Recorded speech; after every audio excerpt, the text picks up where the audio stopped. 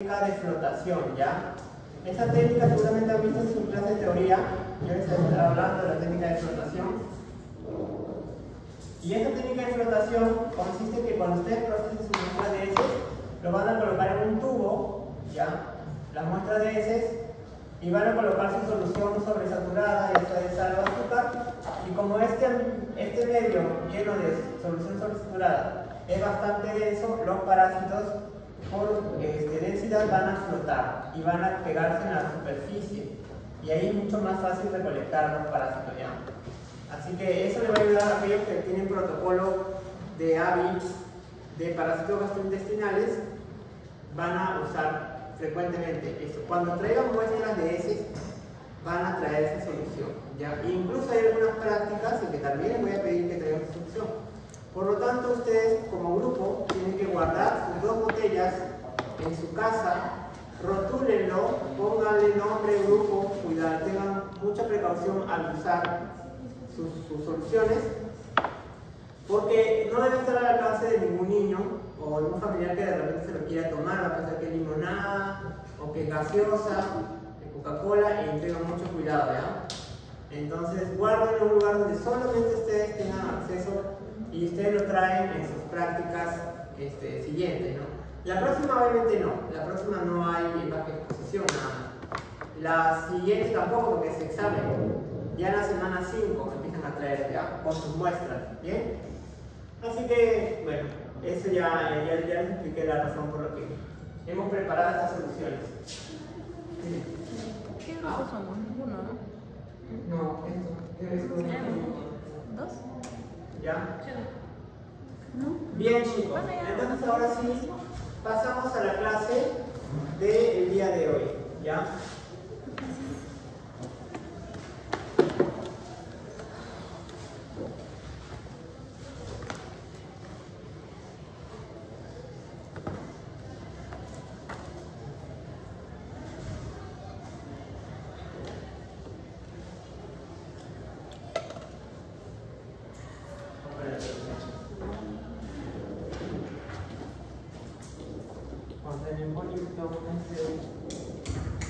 Hay que ya apagar esto.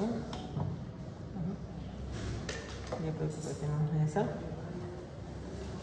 Muy bien, chicos. Entonces vamos a hablar el día de hoy de los elementos en aves, roedores y lagomorfos. Primero que nada vamos a hablar de, antes que nada vamos a empezar con un parásito muy simpático que todos ya conocen por su curso de zoología, que es, bueno, primero, hablar de tremátodos es hablar de un grupo de gusanos planos, pertenecen a los platernitos.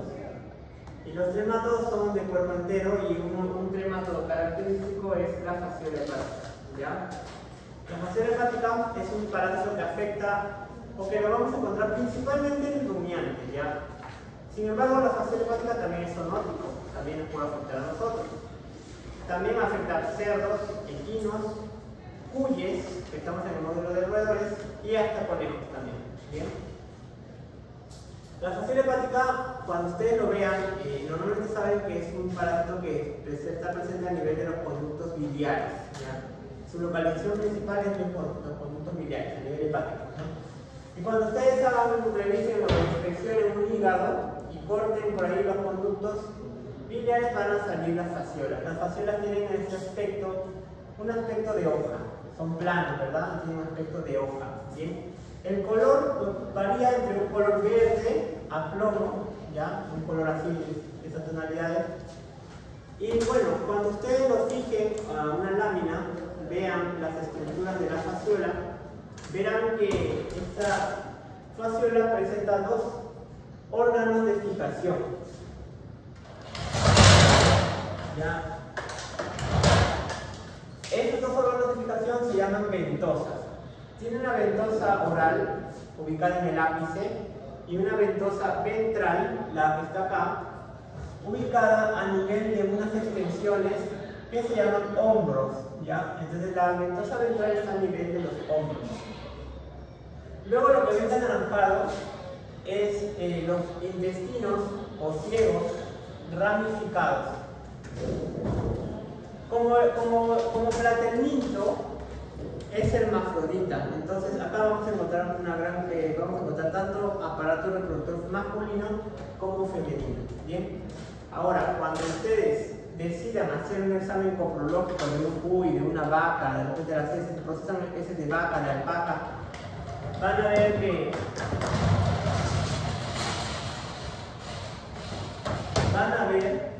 el huevo de la fasciola hepática es amarillo. En realidad esta foto no me ayuda mucho, pero el huevo de fasciola hepática es amarillo, es grande y presenta un opérculo, como si fuera un tapón, ¿ya? Así es el huevo de fasciola hepática. Bien. ¿Qué más podemos observar de la fasciola hepática? Las fasciolas presentan una pared, o sea, una cubierta, ¿ya? Una cubierta. Esa cubierta es conocida como tegumento.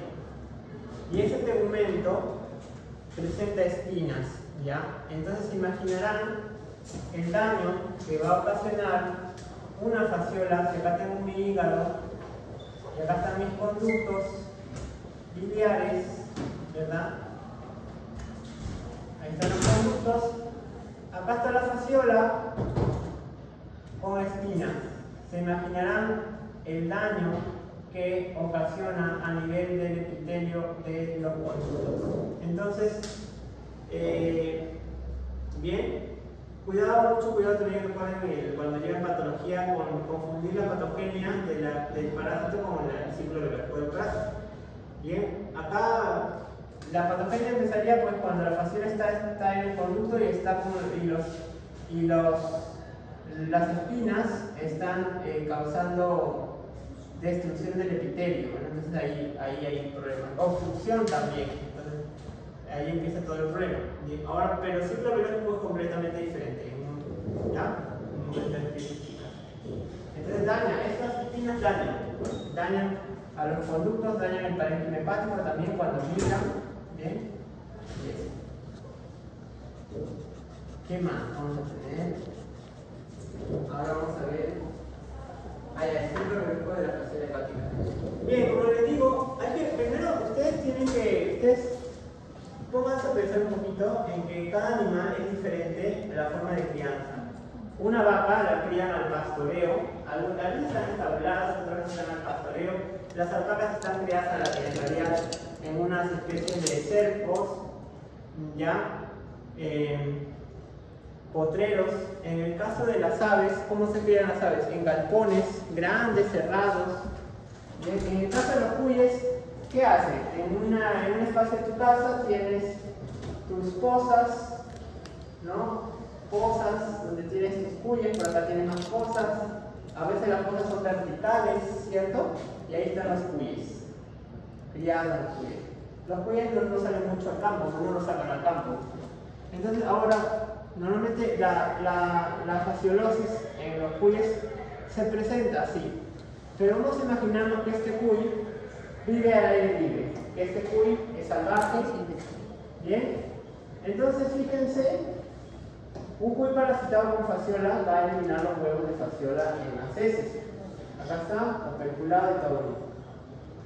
Inmediatamente el huevo tiene que caer en un ambiente acuático, ¿ya?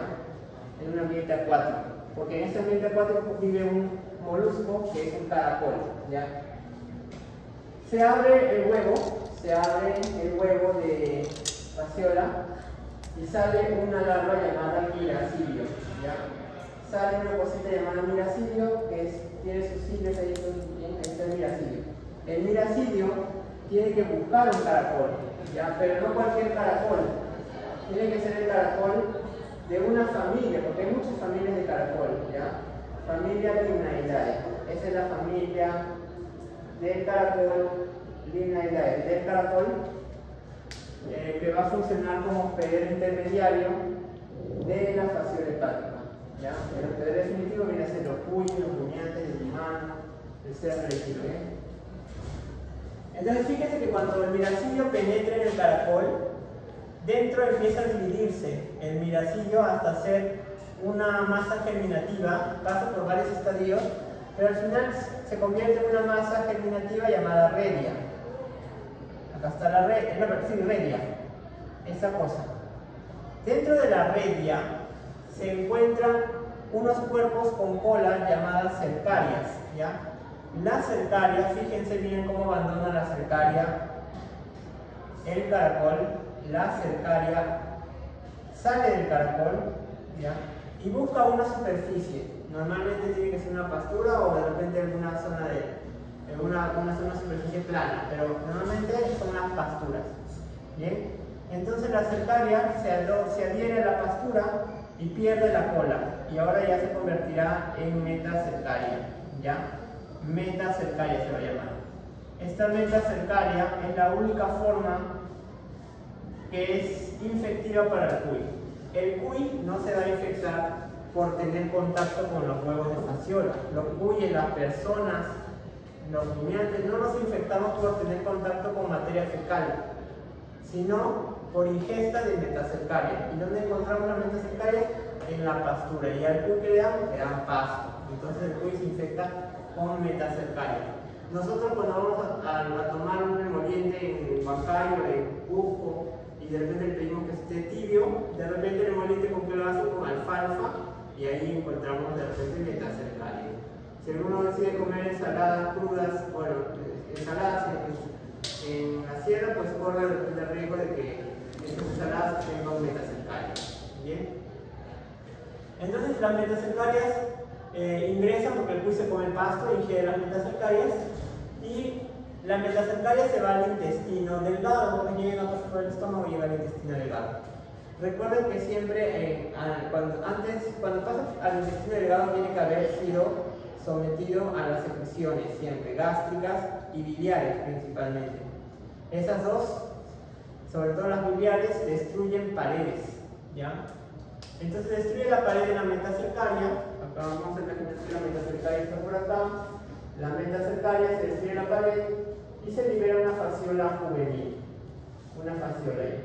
Entonces esta fasciola juvenil atraviesa el intestino y migra por el peritoneo hasta buscar al hígado. Encuentra el hígado y empieza a migrar por el parénquima primero, buscando a los conductos biliares, para finalmente convertirse en los conductos biliares en una fasciola adulta. ¿Bien?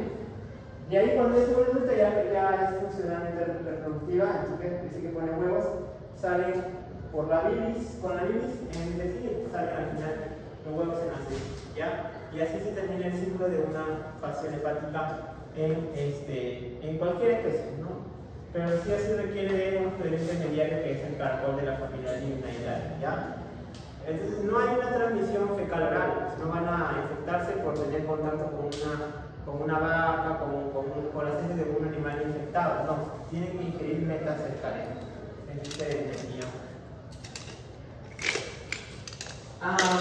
Normalmente, para diagnosticarlo es importante tener conocimiento. El huevo de fasciola hepática es muy grande, ¿ya? Es muy grande. El huevo de fasciola hepática no puede ser diagnosticado por la técnica de flotación porque no flotan. Sino hay otra técnica similar a la flotación que se llama sedimentación, ¿ya? Eso nos puede ayudar a visualizar huevos de fasciola hepática. Sedimentación. Lo único que hacen es poner al parásito o las muestras de este en un tubito y sedimentan por peso, van cayendo al suelo. Y solamente observamos el sedimento, nada más. Dejamos que caigan en nuestra muestra. Bien. Ya, bien. Ahora, tratamientos hay que tener siempre, revisen su teoría. Normalmente línea, busquen manuales de línea del SENASA que se encargan de ver bastante este tema de los cuyes. Recomiendan el uso del triclabenazol, que tiene efectividad contra los platanitos, ¿ya? El triclabenazol usado en cuyes, o también otra opción es el closantel, ¿ya? Son productos o principios activos que tienen efectividad contra trematos.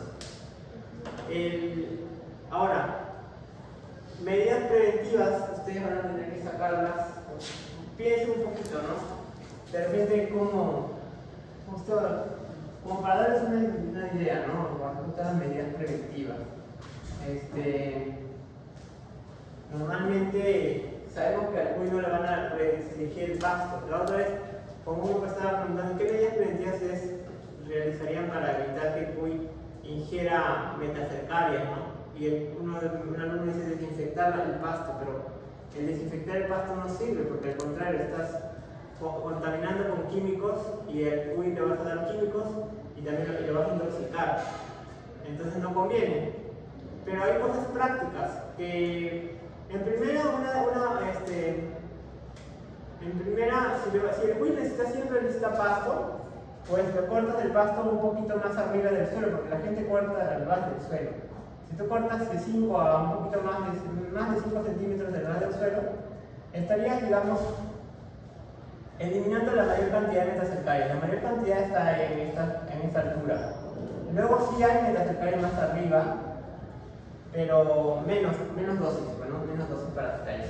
Si a esa medida, que no debe ser la única, le añades que al cuy lo vas a desparasitar en una época, de forma estratégica, por ejemplo, yo empieza el mes de diciembre, enero, febrero, marzo, abril, ¿ya?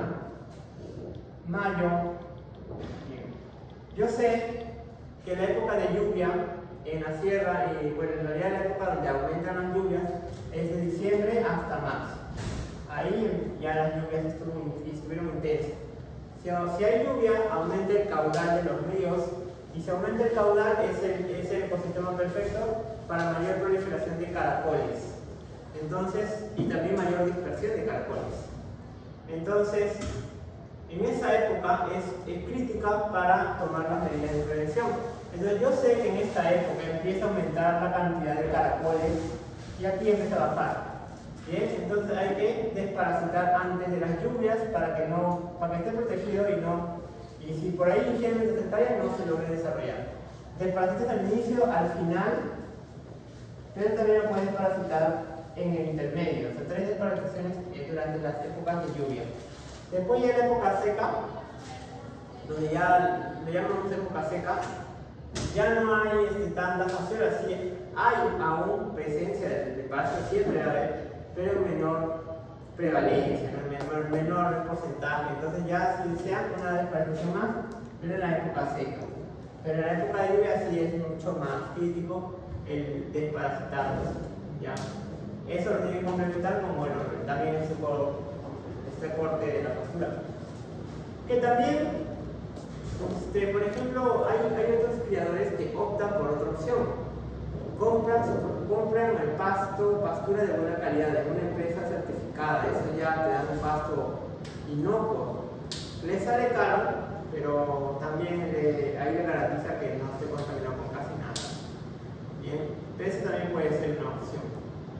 O cultivar su propio pasto, ¿no? Y tú ya sabes cómo está bien ese pasto. Que normalmente, ¿qué hace la gente? Corta la pastura de cerca de los ríos. En las vacas es peor, ¿no? En las vacas siempre tienen que desparasitar, porque siempre se van a llenar de ingerir metacercarias en algún momento de su vida. Entonces, las vacas siempre pastan cerca de los ríos. ¿Ya? Nada, por ahí, dígame. Una duda. ¿Ya? Recuerden que la crianza del cuy es diferente a la crianza de la vaca. Normalmente yo diría a la persona que si yo tengo mi cuy y yo lo crío en mi poza, la fasciola se va a morir pues ahí nomás dentro de la poza, pero ya no se ve en ningún río ni nada. Pero mi cuycito igual tiene el riesgo de infectarse cuando lleve de pastura, que puede tener metacercaria. ¿No? Eso sí es un hecho de que hay presencia de fasciola en las crianzas de cuy. Bien. Bueno, ese es el primer paso que vamos a ver.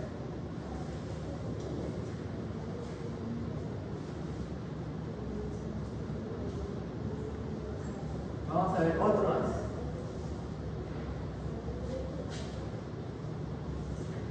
Otro más.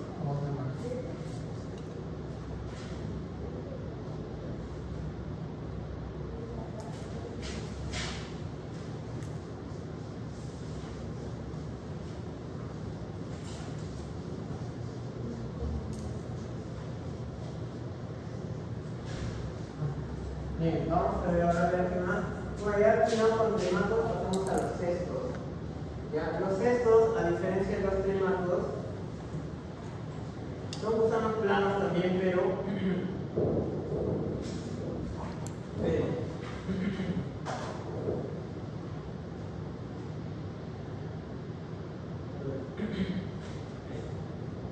tenemos a la 40, ¿no?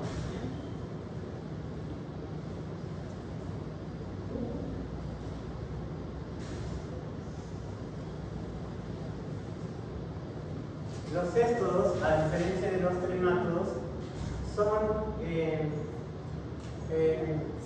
lo que acaban de ver en ese momento que sus compañeros encontraron son gusanos planos con una escólex y presentan un cuerpo segmentado, ¿ya? Esos son los cestos. Bien. Los cestos, lo que vamos a ver de estructuras, esto que ven acá de cuadrado que vieron ustedes se llaman proglótidos. ¿Ya? Estos de acá son proglótidos. Entonces siempre digo, miren los proglótidos, ¿no? Ahí está. Bueno, estructuralmente un cesto presenta una escólex, o es como su cabeza, una escólex, presenta un cuerpo, ¿ya? Y el cuerpo está formado por varios proglótidos. Ahora, los proglótidos también tienen subdivisiones. Por ejemplo, un grupo de acá, los tres primeros vamos a suponer que se llaman proglótidos inmaduros, ¿ya? Inmaduros. Luego, estos de acá van a ser los proglótidos maduros. ¿Y a qué se refiere con proglótidos maduros? Que son proglótidos que van a tener ya aparato sexual desarrollado, ya son maduros sexualmente. ¿Bien? Ya tienen aparato reproductor tanto masculino como femenino. Finalmente, los últimos proglótidos, las últimas porciones corresponden a los proglótidos grávidos, ¿ya? Entonces, ustedes tienen, ¿qué significa grávido? Como que grávido es como sinónimo de embarazo, ¿no? Están llenos de huevos. Llenos de huevos están los proglótidos grávidos.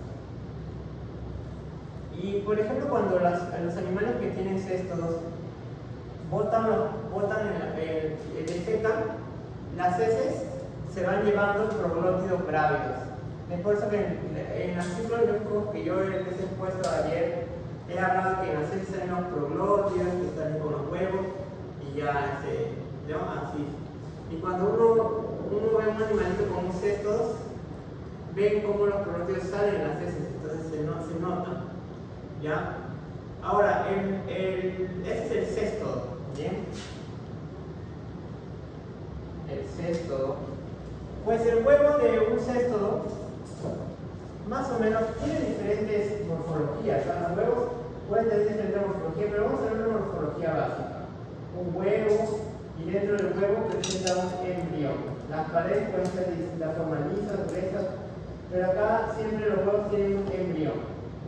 El embrión presenta, de un cesto, presenta 3 pares de ganchos. Y es característico de un huevo de cesto. Ese embrión se le llama embrión hexacanto, o también llamada oncósfera. Oncósfera. Bien. Ahora, se supone que, bueno, el cesto adulto puso el huevo, pero el huevo no pasa de frente a ser adulto, pues. El huevo tiene que pasar a un estadio de larva, ¿ya? Y ahora vamos a ver justamente ese estadio de larva se llama metacesto, ¿ya? Vamos a hablar de los metacestos. La larva de un cesto se llama metacesto. Antes de pasar a ser adulto, ¿ya? Antes de pasar a ser adulto, el huevo tiene que primero ser larva. Y acá tenemos diferentes larvas de cestos, ¿ya? Vamos a ver.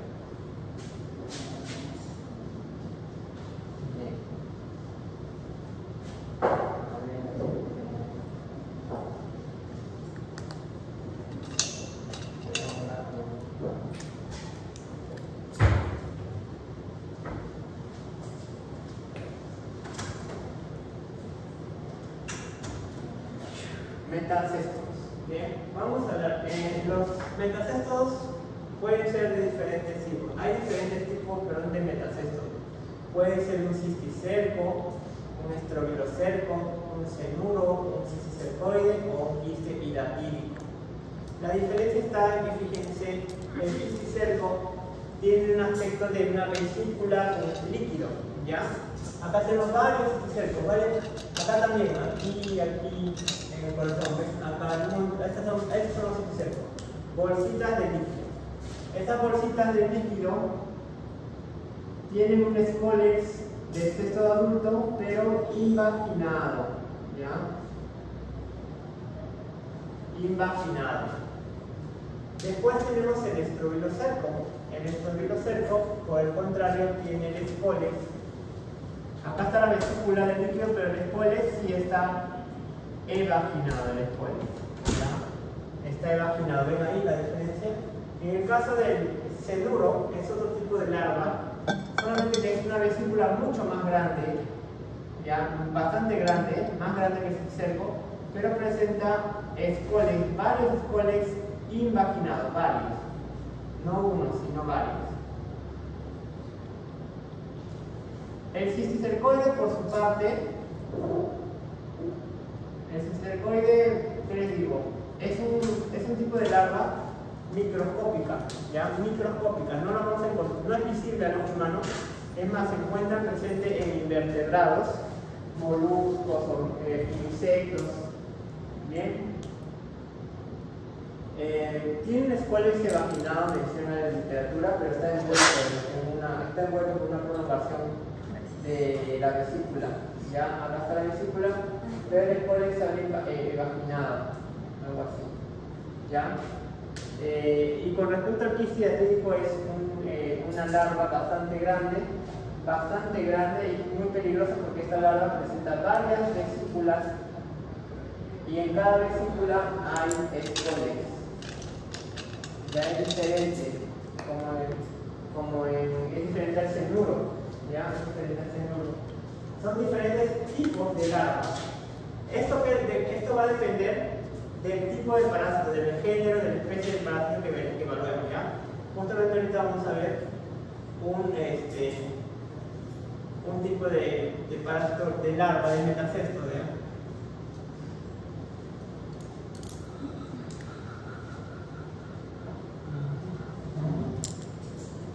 Vamos a ver.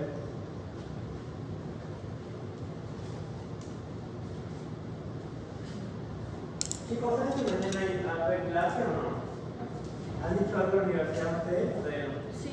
¿Que no hay? ¿O sí hay? Sí, claro. ¿Virtual? ¿Quién les ha dicho? ¿Un correo? ¿Cómo en el transcurso? Pero es presencial. Sí, solo por el 4 que solo nos está dando opción que sea virtual. Ah, bien, está bien. Bien. Bien, acá tenemos nuevamente las imágenes que les mencioné.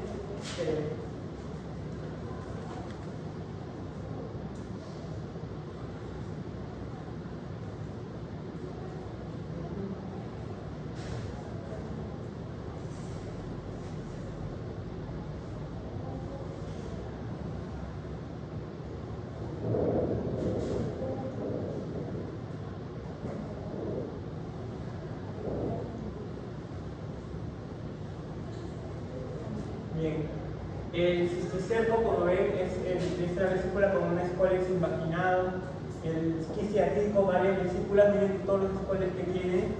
El cisticercoide es microscópico, como digo, tiene un aspecto tiene un escólex evaginado, pero cubierto por la misma vesícula.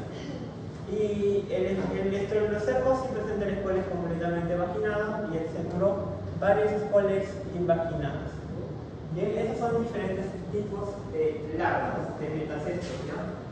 Ahora sí pasamos a un metacesto, el Cysticercus pisciformis. Nuevamente, el Cysticercus pisciformis es un cisticerco.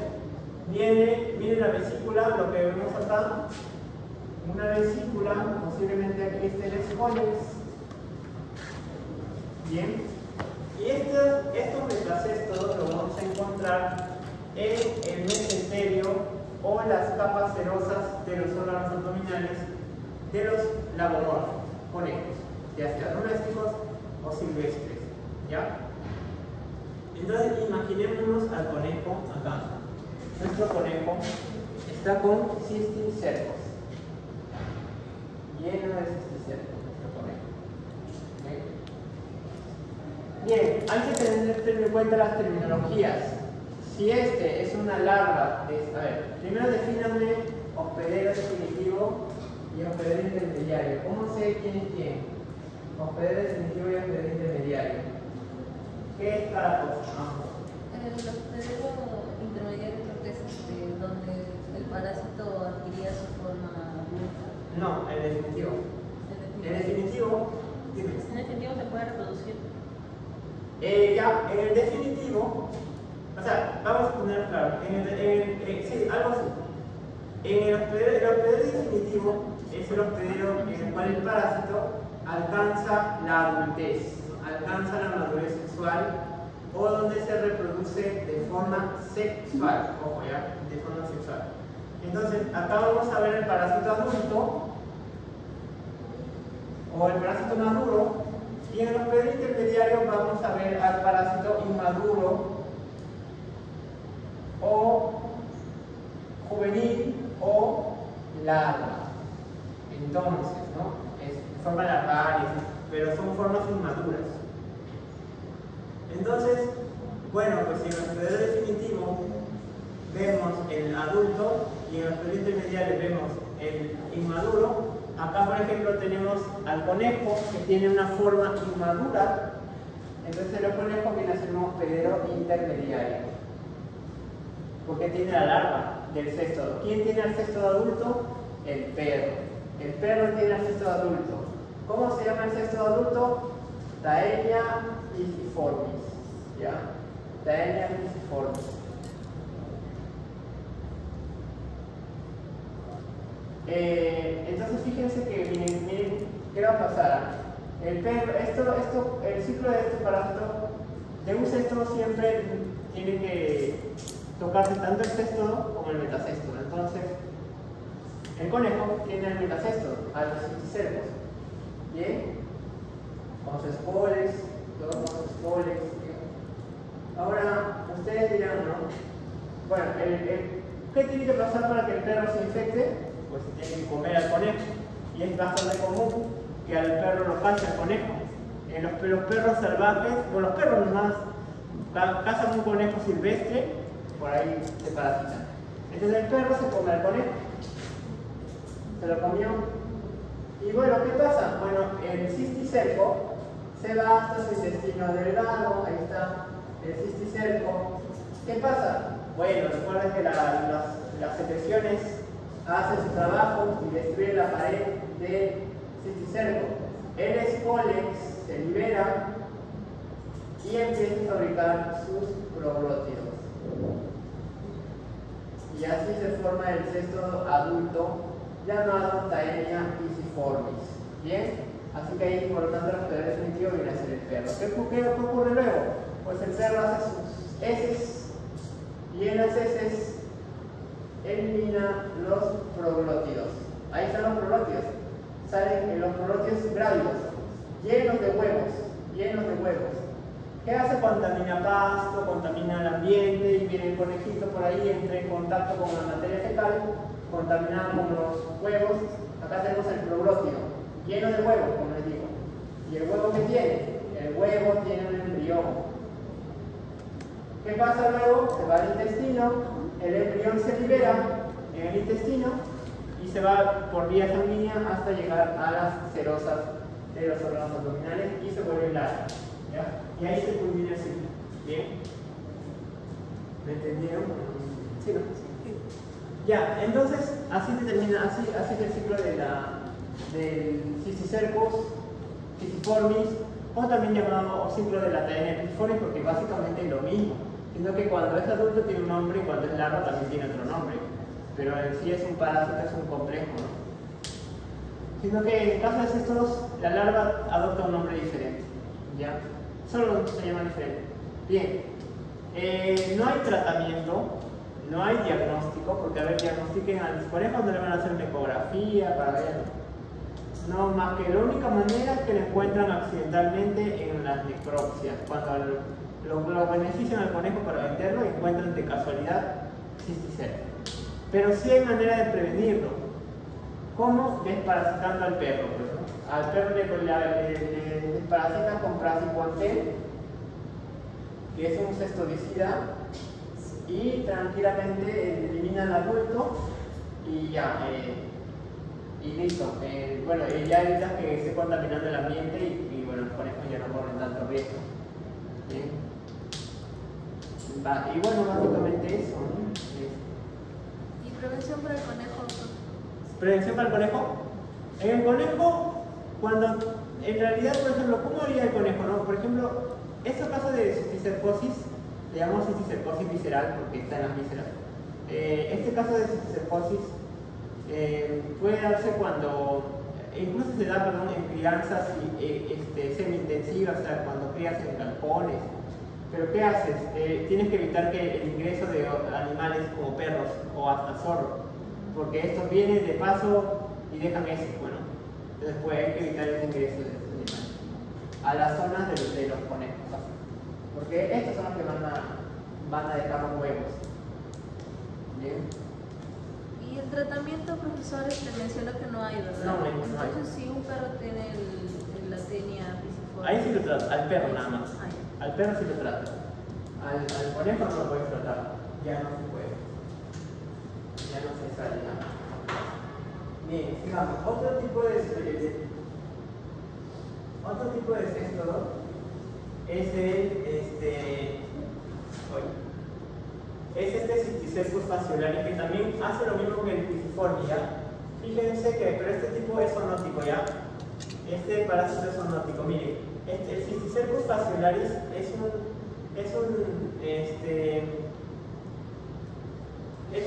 cisticerco, es un estrobilocerco en realidad, no es un cisticerco, es un estrobilocerco. Pero lo llaman cisticerco porque parece cisticerco en realidad.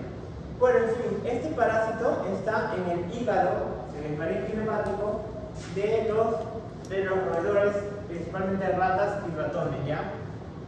Ratas y ratones. Ahora, bien, entonces si es que esto está en las ratas y ratones y es un metacéstodo, ¿ya? Y es un metacéstodo, una larva de un céstodo, por lo tanto la rata y el ratón vienen a ser los hospederos intermediarios. Y el hospedero definitivo viene a ser el gato. Bien, listo.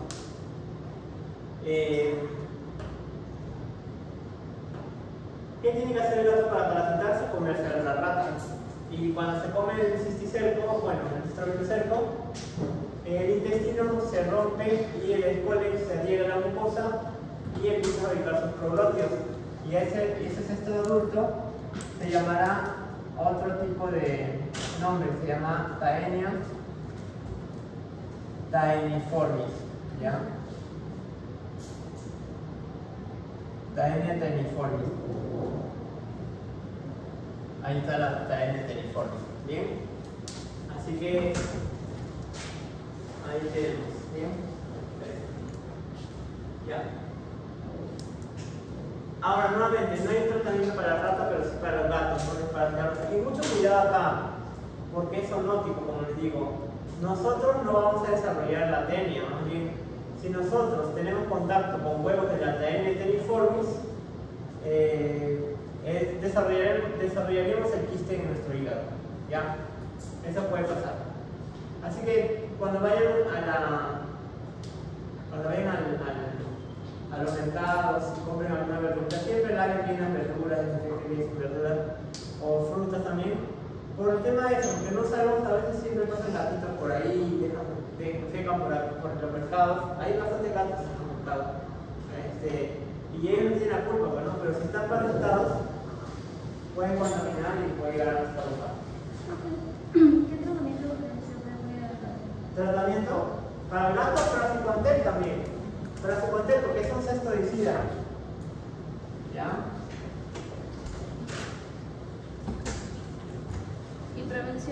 también sería desparasitar al gato. Sí, desparasitar al gato básicamente. Sí, y sobre todo desde el punto de vista zoonótico, desparasitar al gato y tener una buena higiene de alimentos también, al menos para nosotros, ¿no? Para evitar este tipo de problemas.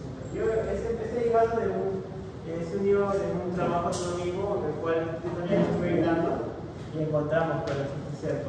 Era de un mercado, ¿ya? Hay un mercado grande. Tenemos, a ver, Fiori, mercado, un mercado grande, así tipo, para los pequeños comerciantes. Tenemos Fiori, ¿qué más? Bueno, en la Victoria es un mercado de plátanos, así, puro plátano en la Victoria. También tenían problemas de ratas y algunos gatitos andaban por ahí. Otro mercado muy grande, ya no recuerdo, en los Chorrillos también fuimos a unos mercados más o menos grandes. En Surquía también hay un mercado grande, pero el mercado así como para la gente, para la gente común y corriente. No era supermercado, era un mercado. La parada. Ahí tiene su mercado y ahí tiene también sus puestos, que son sencillos, ¿no? Y ahí pasan por ahí, nunca falta la rata, los gatitos. Y pues ahí está. Ya. Así que hay un riesgo zoonótico. No es muy común, bueno, no es muy común que ocurra este tipo de cosas. Aparte, uno está bien alimentado, ¿no? Y aparte uno se desparasita también. Este, por ejemplo, es como les digo, una cosa es hablar de... Recuerden que hay muchos estos, ¿ya? La Taenia, el género Taenia pisiformis, Taenia fasciolaris, ¿ya? Taenia teniformis y Taenia pisiformis. Los huevos del género Taenia,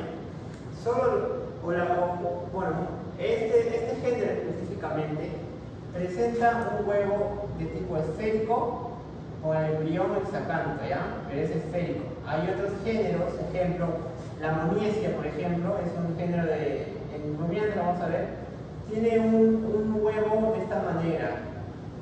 Tiene un huevo con un aparato piriforme y acá está el embrión todavía. ¿Ya? Es diferente, ¿ven la diferencia de la morfología de los huevos? Entonces, cuando uno encuentra este tipo de huevos en un perro o en un gato, podríamos estar pensando en el género Taenia, ¿ya? Y aquí está justamente ese gato de una alumna o sea, fue algo muy interesante porque así como ustedes llevaron el curso, había una chica de como 2 o 3 años atrás que llevó el curso. Y ella hizo con su grupo parásitos gastrointestinales de gatos callejeros. Entonces vieron gatos de la calle, esperaron que hicieran su vaquita, traían las muestras, pero ninguno estaba parasitado. No encontraban ningún parásito. ¿Y ahora qué hacen? No encontraban, así que lo único que, dijeron ya lo encontramos, vamos a buscar en gatos de domicilio. Y trajeron una de las chicas con la muestra de su gato. Y su gato tenía Taenia. ¿Qué Taenia será? Bueno, más posiblemente que sea Taenia taeniforme. Le dije que tengan cuidado porque es zoonótico. Y como a veces se quitaban los guantes y no se los ponían, se los quitaban y estaban ahí, se pueden haber contaminado. Ahí está el gato. Su gato salía mucho. Lo dejaba muy libre. Se iba a la casa del vecino y de repente ya lo comía la ratita. Y acá también tenemos un gato, esta muestra fue un gato que fue adoptado por una joven, y la joven le tomó foto. Fue una luna, pero fue la vida de una luna, le tomó foto y al final le dio tanto miedo al parásito que lo quemó, quemado quedó. ¿Tiene el susto? Bien, pasemos ahora. Profe, disculpa, con respecto al cisticercus, no hay diagnóstico. No hay diagnóstico. Es accidental, lo encuentras en la necropsia nomás. Sí, no hay diagnóstico. Muy bien. Ahora sí, pasemos ya hablamos de los metazoos. los céstodos adultos. Justo al inicio les expliqué. Tenemos un adulto así, de esta morfología presentan escólex. El escólex tiene ventosas, que son aparatos de defecación. El escólex también tiene una prolongación llamada rostelo. El rostelo tiene ganchos, ¿ya? Luego podemos ver un cuello y luego el cuerpo. El cuerpo, ¿cómo está compuesto? Por proglótidos. Y como vemos acá, tenemos proglótidos inmaduros, proglótidos maduros, y fíjense, miren la partida del punto formado, y proglótidos grávidos, llenos de huevos. ¿Bien? Así que vamos a ver los céstodos adultos, que tienen ese aspecto de cinta segmentada, así todo bastante. Bien. Justamente vamos a hablar de un céstodo que se llama Rayletina. Bueno, vamos a empezar con la Rayletina cesticillus. Y la Rayletina cesticillus es un céstodo que lo vamos a encontrar en el intestino delgado de las aves, pollo, gallinas, pavos, patos. Bien. Cuando ustedes vean al microscopio la Rayletina cesticillus verán que los proglótidos son anchos, el escólex es muy ancho, el rostelo ancho también, y no presenta cuello, ya no hay cuello que podamos. Bien, cuando vemos cada proglótido, pero eso ya cuando usted lo tiñe, cuando usted lo procesan bonito, ahorita no tenemos los reactivos para hacerlo, pero acá está un proglótido. Tiene un solo juego reproductor, un solo conducto o poro genital, nada más. Miren, el aparato reproductor desemboca aquí nomás. No hay acá, debería tener par, pero no hay, solamente tiene uno solo. Y este está ubicado de forma alterna, el poro genital está de forma alternada. ¿Ya? En cada uno a la derecha, a la izquierda, a la derecha, a la izquierda. ¿Ya? Y las ventosas son móviles, no se mantienen fijas, son móviles, ¿ya? Ahora, es un céstodo adulto, ¿ya? Es un céstodo adulto y está en el ave, por lo tanto el hospedero definitivo es el ave, los pollos. ¿Y el hospedero intermediario quién es? El hospedero intermediario en este caso es el escarabajo, ¿ya? Es el escarabajo. El escarabajo tiene si este es el hospedero intermediario, este tiene la forma inmadura, o sea, la larva. ¿Cuál larva? El cisticercoide, ¿ya? El cisticercoide, tiene el escarabajo del cisticercoide. Esa forma la larva de la Rayletina cesticillus. Bien, sigamos. Vamos a seguir. Ahora hay otra Rayletina. Me tiene que estar en el intestino delgado, ¿verdad? Ya. Igual, la Rayletina tetrágona es un céstodo que vamos a encontrar también en las aves. Pero a diferencia de la Rayletina cesticillus, miren la cabeza, es pequeña. El rostero también es pequeño, ni siquiera se ve. Presenta cuello largo. ¿Bien? Y los proglótidos los proglótidos presentan aparato reproductor que desembocan en un solo lado, todos a la derecha o si no a la izquierda, ¿ya? Todos en un solo lado. Y sus ventosas son fijas, están fijas, ¿ya? Ventosas fijas, ¿listo? Ahora, la otra diferencia es que el hospedero intermediario no es el escarabajo, ¿ya? Sino es la hormiga. La hormiga. Listo. Y también tiene cisticercoide, ¿ya? Entonces, ¿qué hace el pollo para infectarse? Se come la hormiga o se come el escarabajo para infectarse con cesto. Bien. Aquí tenemos una foto de una alumna que también me trajo Rayletinas de su casa de gallinas. Pero las cría en piso, pues, las cría en el patio de su casa. Es normal que por ahí ingresen algunos escarabajos, hormigas, y un día se hicieron hacer caldo de gallina y encontraron estos parásitos. Aparte que la verdad está muy flaca eso. Así Así que encontrar, miren cómo se ven los probóscidos muy bonitos, son bien chiquitos.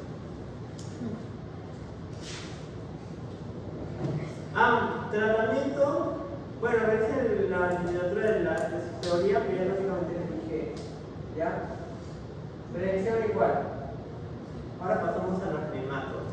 Me olvidaba. Voy a hacer la irisina, ¿ya? Porque acá tengo varias raíces. Vamos a ver. Los relativos también en intestino delgado, las dos, ¿verdad? Sí, las dos son intestino delgado. Todas mis raíces recolectadas. A Dios gracias, aparecieron de la nada.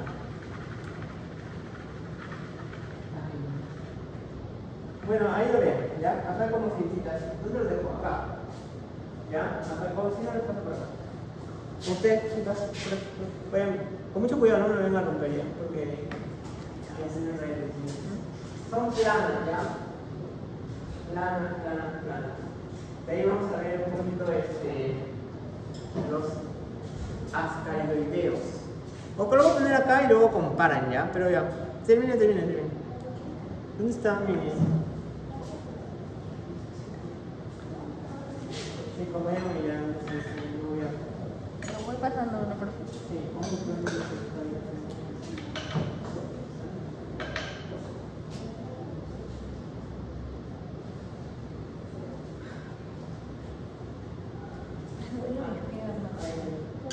eso es bueno, ¿ya?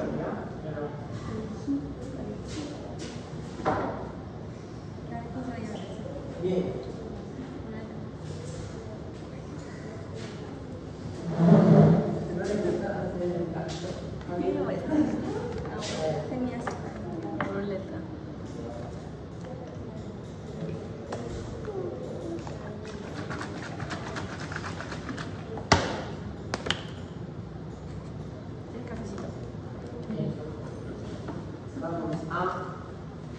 Ahora a los nematodos.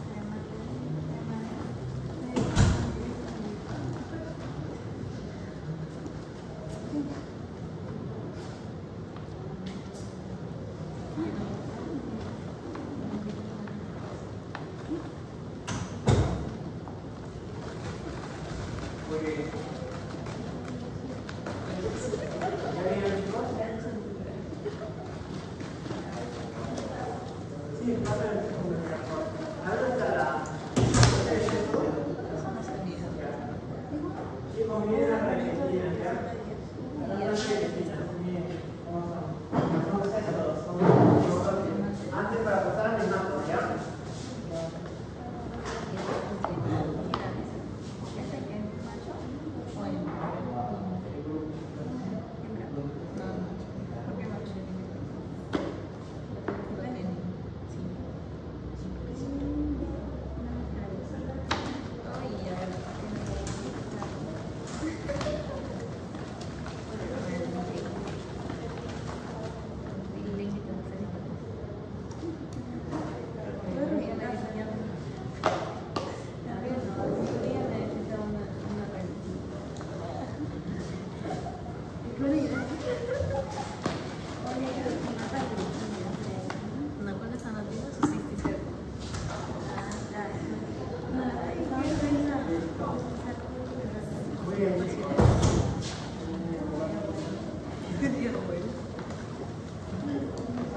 Ya, chicos.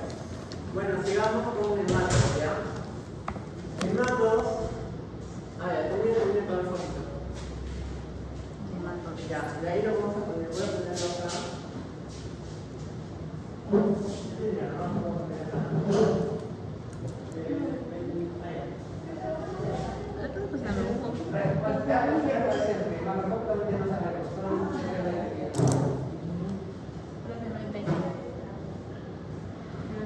Listo.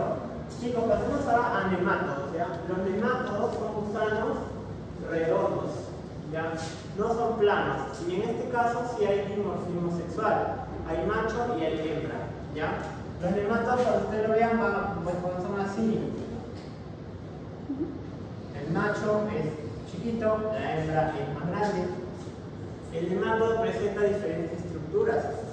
Ya no va a presentar proglótidos, pues ya no, sino presenta algunas estructuras, como en la parte anterior puede presentar labios, presenta un esófago, puede presentar bulbo esofágico, puede presentar espículas, el macho, la hembra no. El macho puede presentar espículas, ¿ya? Y hay algo muy importante que tienen que saber los nemátodos. Es que el nemátodo presenta una cubierta, no le puedo llamar piel, sino se llama cutícula, ¿ya? La cutícula es una estructura muy reconocida por el sistema inmunológico, ¿ya?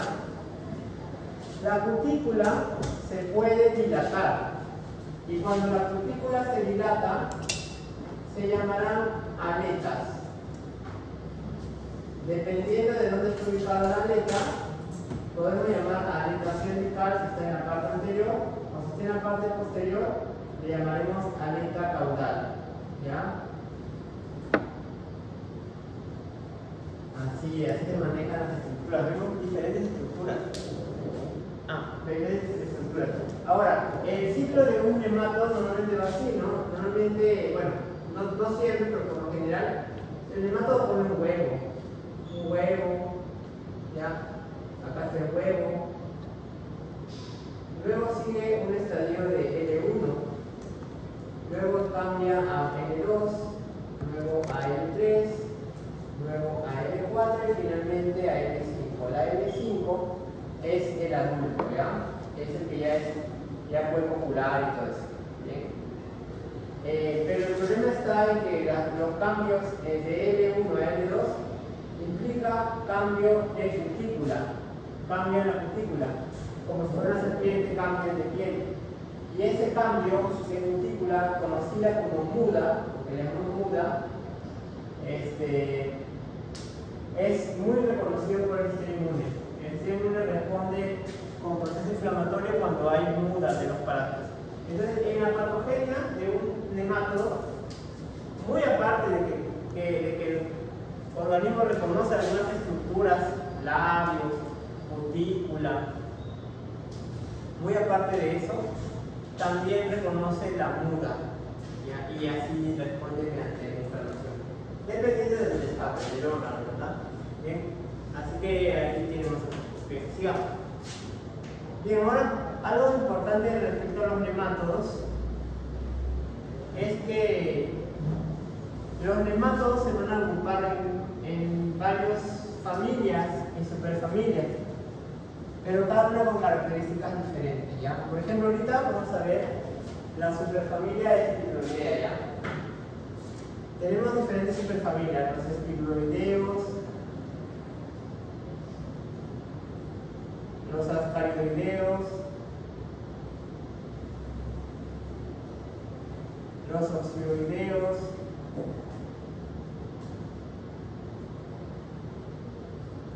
los tricuroideos, los estrongiloideos y hay más. Ya hay muchos. En el caso de los espiroideos, que vamos a ver, por ejemplo, son un grupo de parásitos de tipo estomacal. Están mucho más, tienen más afinidad al estómago, ¿ya? Están más en estómago. De repente algunos están en intestino delgado, otros en intestino grueso. Pero algunos, ese es un ejemplo de las características. Justo vamos a hablar de los espiroideos, ¿ya? Y uno de ellos es la Tetrameres americana. La Tetrameres es un nemátodo, y fíjense, un nemátodo que se encuentra en el proventrículo de las aves, ¿ya? De las aves. Naturalmente este tipo de parásito lo van a encontrar en crianzas de traspatio, extensiva, donde las gallinas, los pollos son criados en el patio de la casa, en un lugar donde tranquilamente puede tener contacto con otros, como insectos. ¿Cómo reconozco el tetrámedo? Clarísimo, se ve lo inmenso y globoso que es, pero esto solamente, quienes son globosos son únicamente las hembras. Las hembras son globosas y estriadas, fíjense que tiene estrías. Bien. El macho no sirve para reconocer nada, el macho es muy delgado, muy delgado. Pero la hembra sí, para reconocer bien para reconocer bien. En este caso, la hembra sí sirve bastante para el reconocimiento. ¿Ya? Imagínense pues, el parásito está en el estómago, porque el proventrículo es estómago de las aves, y está tapizando las paredes, está afectando las glándulas gástricas y por consecuente no se forma correctamente la pepsina. Y al no formarse la pepsina no hay la correcta digestión de los péptidos, por lo tanto no hay hipoproteinemia. Por eso que las aves no crecen, se mantienen delgadas, Ahora, ¿cómo se infecta el ave? Se infecta al ingerir una cucaracha, un saltamontes, un escarabajo, más cucaracha ya. Por eso les digo que esto lo van a ver en crianza extensiva, nada más, que tienen acceso a cualquier insecto. Estos insectos tienen en su cuerpo la larva del nemátodo, la L3, y así se infectan. Bien. Tratamiento al final ya. Bueno, ya voy a regresar también. Ahora sí pasamos a un grupo muy importante que es los ascarioideos en aves, ¿ya? Tenemos en primera al Echeraquis gallinatus. El Echeraquis miren, los ascarioideos se caracterizan principalmente porque presentan 3 labios y el Echeraquis no es excepción. Presenta 3 labios, presenta un esófago con un bulbo esofágico en la parte anterior. En la parte posterior, el macho presenta 2 aparatos llamadas espículas, ¿ya? Y resulta que las espículas es un órgano par, que las espículas, una espícula es 4 veces más grande que la otra, ¿ya? La espícula tiene una función únicamente de sujeción. La espícula va a sujetar a la hembra, o sea, el macho con la espícula la agarra a la hembra y así la sujeta para hacer la cópula. También presenta una estructura llamada ventosa precloacal, porque está antes de la cloaca, y también presenta extensiones de cutícula llamadas aletas, y como está en la parte posterior, aletas caudales, ¿ya? Y ahora tengo foto, Felipe, tengo foto, ¿ya? De Echeraquis. Hace tiempo encontramos Echeraquis en unas aves, unas chicas encontraron Echeraquis, por cierto son chiquitos, están en los ciegos de las aves, ¿ya? Y medirán 5 a 10 centímetros, exageradamente 10 centímetros, pero normalmente llegan a 5 centímetros. Son chiquitos. Ahí está, son chiquitos como este. Y miren acá tenemos el macho, las espículas se ven, y acá quiero que vean la aleta caudal. Miren, la aleta caudal se nota clarísimo. Aleta caudal, ¿ven esta aleta? Ahí está. Bien, ahí tenemos. Allá, el ave cómo se infecta, miren. Cuando el ave defeca,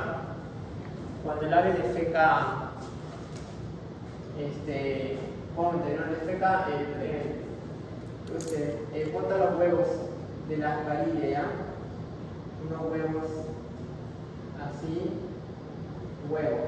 Este huevo en el ambiente se va a ir larvando, la larva se va a empezar a aparecer, ¿ya? Acá está la larva, y este sería un huevo larvado con la larva del primer estadio. Luego tenemos que esta larva 1 empieza a cambiar, pues, pero se mantiene dentro del huevo. Así que ahora será huevo con larva en segundo estadio. Este huevo con larva en segundo estadio es la forma infectiva del Echeraquis, ¿ya? Huevo con larva 2. A veces también el huevo con larva 3.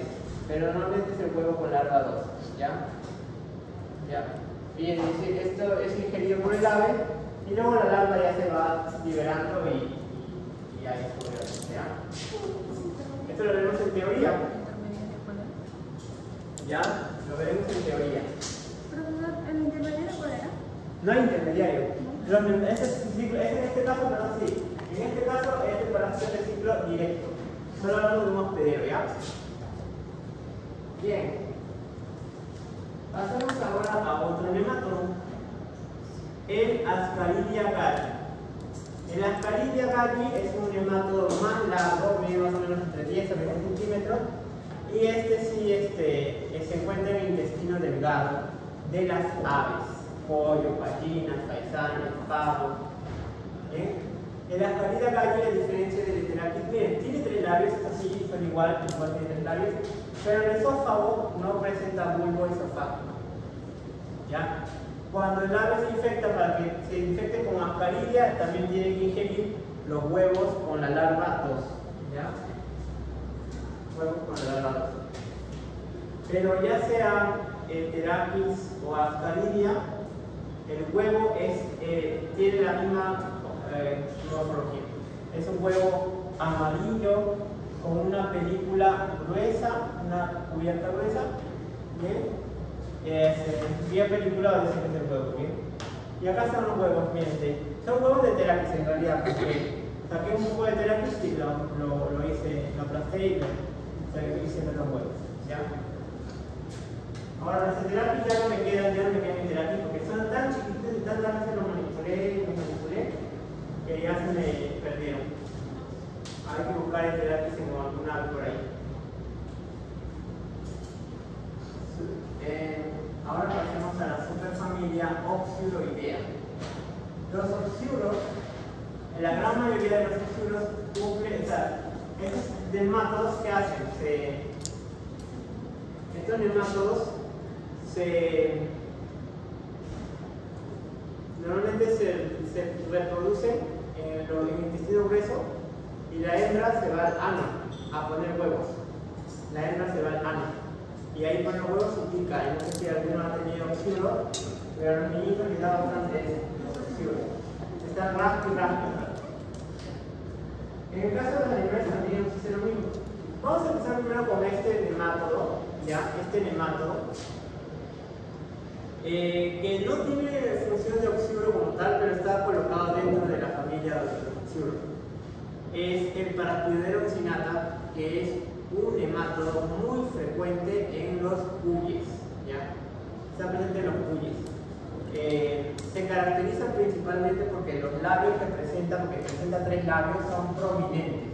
No son como el Ascaridia y el Heteractis, que son labios chicos. Estos tienen labios prominentes, son grandes labios, ¿ya?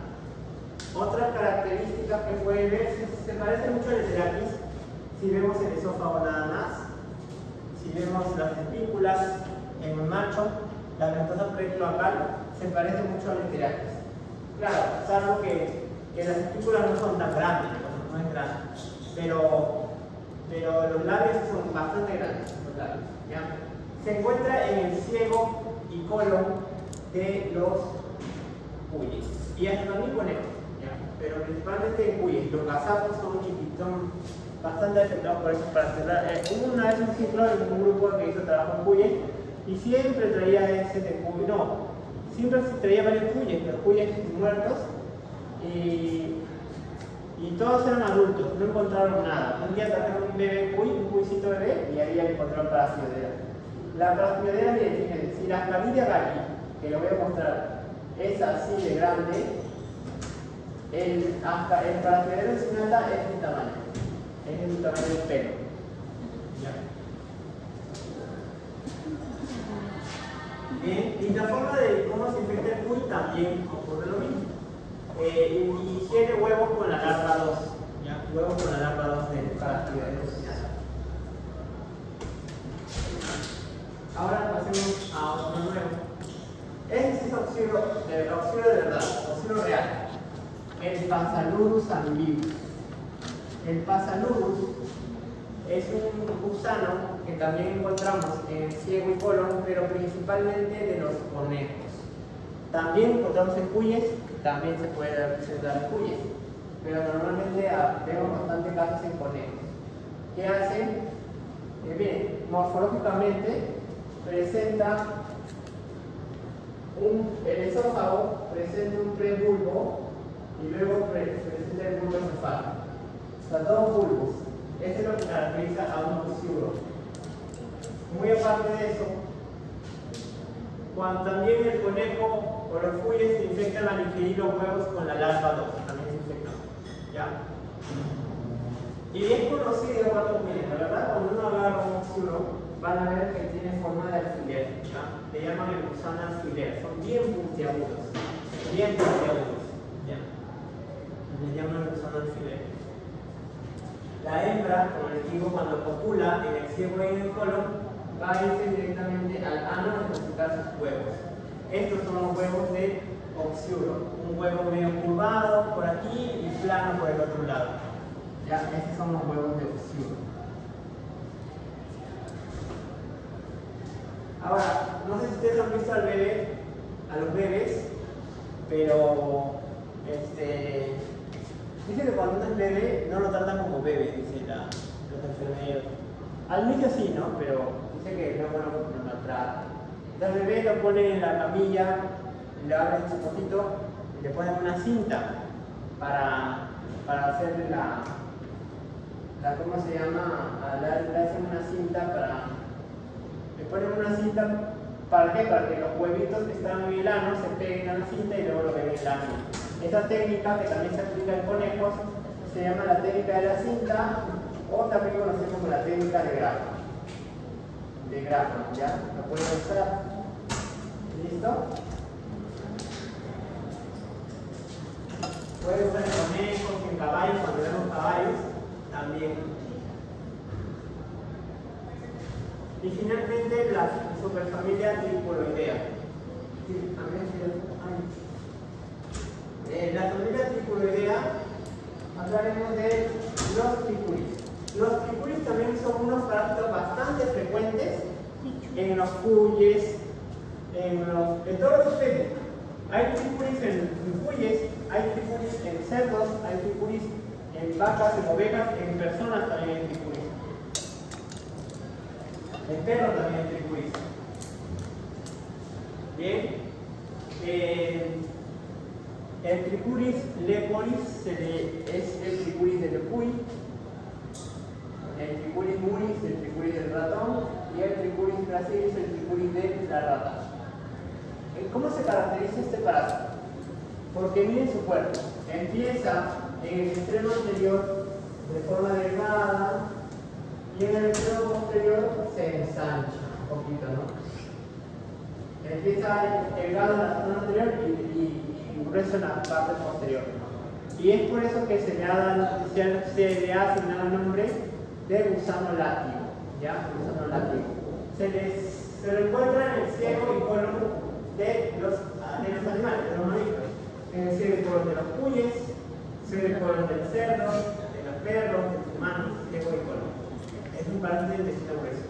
Y los animales se infectan al ingerir huevos larvados también, con larva 2 o hasta con larva 1 también.